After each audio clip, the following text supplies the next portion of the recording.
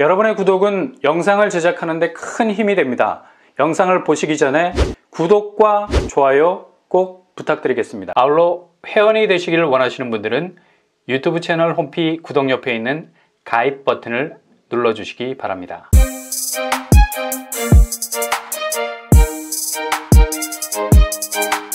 안녕하세요. 뻔뻔한 묵독방입니다. 과연 내 집 마련을 위한 대출 규제 완화될까? 라는 물음에 대해서 확실히 완화될 가능성은 높다라고 말할 수 있겠습니다. 대출 규제 완화와 톱니바퀴를 이루고 있는 지표는 바로 주택담보대출 잔액이라는 거죠. 그러니까 주택을 마련하기 위해서 대출을 실행시킨 총 액수를 말하는데요. 작년 주택경기 불장 아니었습니까? 이런 분위기는 산불이 되어서 퍼져갔죠. 국내 5대 은행 주택담보대출 잔액도 그 열기에 편승해서 계속해서 올라갔습니다. 2020년 12월 473조 수준에서 2021년 1월 476조 그리고 2월 3월을 거치면서 탄력을 지대로 받아서 480조, 483조를 각각 찍었습니다. 한마디로 지난해 초부터 5대 은행의 주담대 잔액은 단 한 번도 줄어든 적이 없고 계속해서 약수터 물처럼 새롭게 솟아났습니다. 일단 원인은 전체 시장의 금리가 떨어졌기 때문입니다. 그러니 돈이 비교적 다른 곳으로 움직일 수 있는 스페이스가 생긴 거죠. 배가 폭풍을 만나면 먼저 하는 일이 짐을 바다로 던지잖아요. 보다 배의 움직임을 원활하게 하기 위한 겁니다. 금리도 마찬가지입니다. 저금리가 되면 돈은 다리에 매달고 있던 이자라는 쇠고랑을 해제, 운신의 폭이 다소 넓어지게 되죠. 유동성이 좋아지다 보니까 부동산 쪽으로도 돈이 움직이기 시작한 겁니다.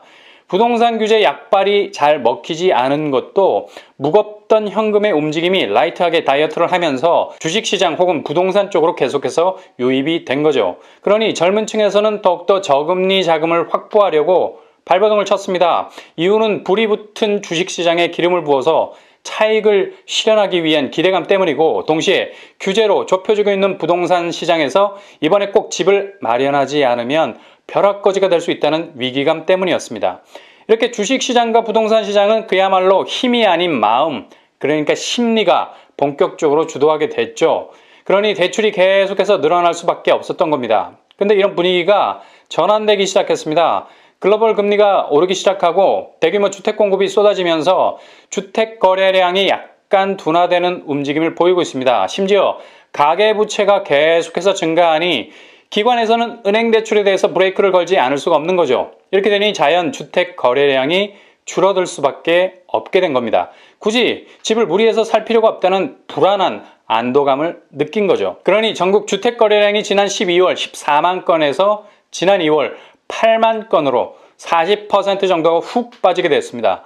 매매 수급 지수도 100을 기준으로 96을 기록해서 집을 사려는 사람보다 집을 팔려는 사람이 많아진 수치를 보이고 있죠. 자, 이렇게 주담대 잔액이 줄어드는 게 내 집 마련을 하려는 사람들에게 좋은 시그널일까요? 기본적으로 자기 집이 있는 분들한테는 대출을 확대시켜서 투자에 가까운 접근을 하기에는 터프한 상황이 됐습니다. 반대로 내 집 마련을 하려는 분들에게는 현재 주택담보대출 비율을 높여주자는 분위기와 맞물려 돌아갈 수 있는 소프트한 상황이 전개되고 있는 겁니다. 일단 LTV나 DSR을 완화해주기 위해선 지표가 중요한데 주택담보대출 잔액이 천정부지로 높아져서 내려올 생각을 안 한다면 대출 완화는 꿈도 꿀 수 없는 일일 겁니다. 그러나 주담대 잔액이 줄어들게 되면서 은행이 운용할 수 있는 가계대출 총량에 여유가 생기면 일단 실수요자에게도 빡빡했던 대출 규제가 풀어질 가능성이 높아지게 된다는 거죠. 아마도 예상컨대 최소 LTV 60%에서 70% 정도까지 완화될 가능성도 보이고 있습니다. 이렇게 되면 상하반기를 걸쳐서 서울 수도권에서 쏟아져 나오는 매력 있는 분양단지들에 대한 도전도 나름의 전략으로 부딪혀 볼 수 있는 여지가 생긴다는 거죠. 일단 대출 규제가 어떤 식으로 풀리든 실수요자들에게는 유리한 상황이 전개될 가능성이 높다는 점 기억하시면서 내 집 마련을 위한 준비를 계속해서 이어가시면 되겠습니다. 다음으로 방배 5구역을 재건축하는 DH방배 최근에 철거를 마무리했습니다. 이제 본격적으로 7월에 착공을 눈앞에 두고 있는데요. 이곳은 총 3080가구로 새롭게 탈바꿈이 되죠. 엄청난 대단지인데요. 일반 분양 물량만 1686가구입니다. 방배동에서 이 정도 사이즈의 일반 분양 물량이 나온다는 건 정말 심장이 두근거리다 못해 뛰쳐나오겠어. 그만큼 실수요자들에게는 방배동으로 진입할 수 있는 천금 같은 기회라고 할 수 있겠습니다. 방배동은 노후주택이 밀집되어 있는 곳이어서 강남이지만 상당히 저평가 받아온 곳이었습니다. 때깔 좋은 다운그레이드 아닙니까? 언젠가는 왕좌에 앉을 건데 뭐 그쯤이야.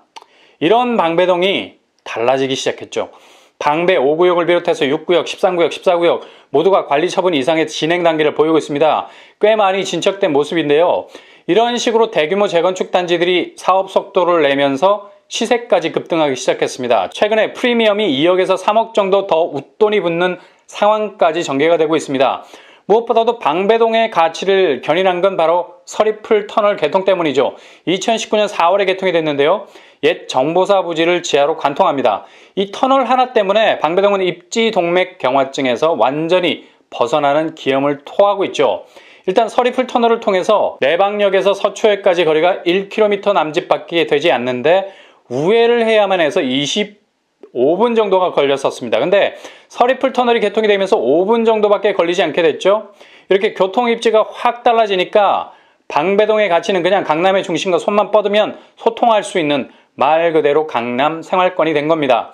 서리풀은 그냥 차가 지나는 통로가 아니라 그 주변 아파트들이 시세를 주도할 수 있게끔 하는 또 다른 보이지 않는 통로가 된 셈입니다. 일례로 방배 아트자이 84제곱이 21억에서 22억으로 최근에 단숨에 1억을 끌어올려 버렸습니다. 강남은 강남이네. 가격이 더 올라갈 거란 기대 때문에 내놓은 매물들, 개농 감추도 사라지는 거 당연하고요. 서리풀 호재로만 끝나는 게 아니죠. 옛 정보사 부지까지도 최근에 개발 계획을 내놨죠.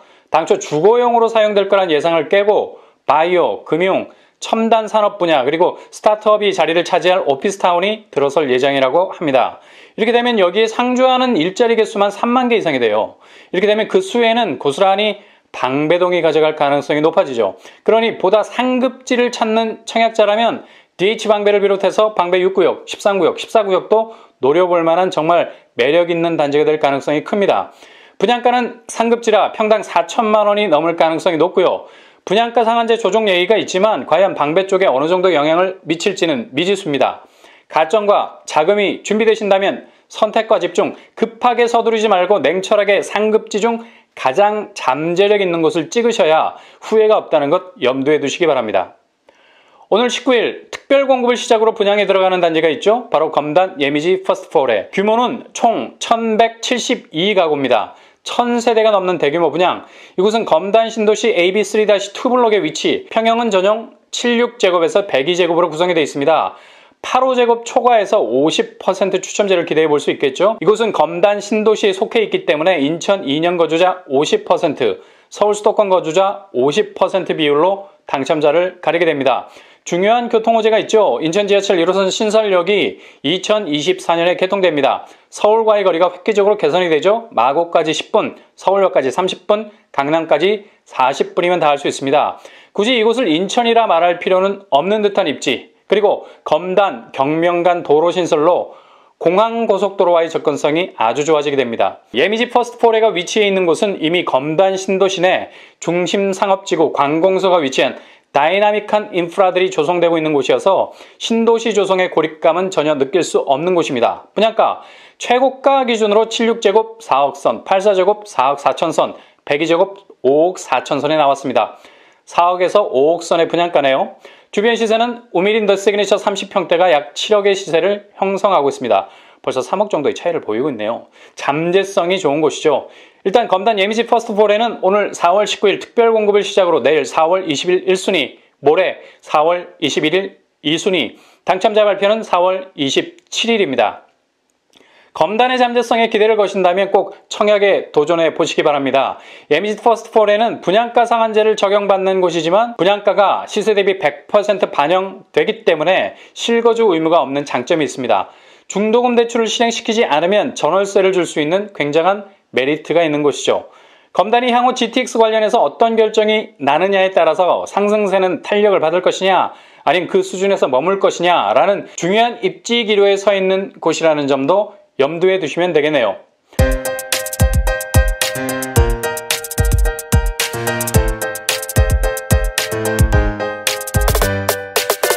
오늘 오늘 말씀드린 내용의 캐리커처, 대출은 완화된다. 그렇게 될 수밖에 없는 지표와 상황이 전개되고 있다. 그러니 자금 마련에 대해서 너무 비관적인 생각 갖지 말자.